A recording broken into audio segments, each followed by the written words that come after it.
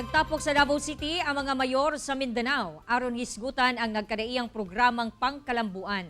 Mitambong sab si Vice President ug DepEd Secretary Inday Sara Duterte. Ani ang report ni Brian Latasa.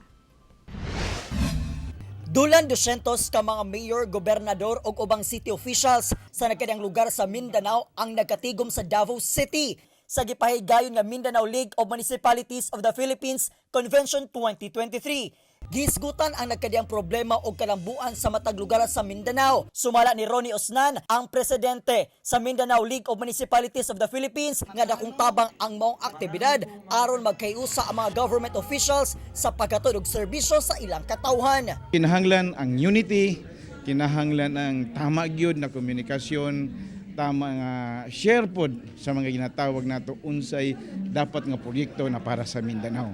Kanang ma-equal ba kanang madunggan ang busis sa mga Dabawenyo, sa mga Mindanaoans. Gitambungan sab kini ni Vice President ug DepEd Secretary Inday Sara Duterte. Gipaabot sa Vice Presidente ang iyang pagpasalamat sa suporta nga gihatag kaniya sa mga LGU sa Mindanao. Hasta na ang pagsuporta sa iyang amahan nga si kaning President Rodrigo Roa Duterte.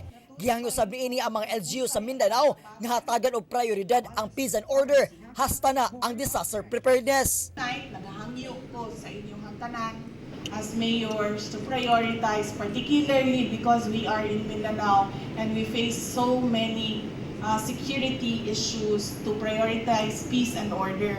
Because after all, if you ask a person kung unsa ba gyud ang iyahang gusto, musulti ra gyud na sila na gusto namo malinaw nga pagpamuyo dinhi sa amo ang lugar.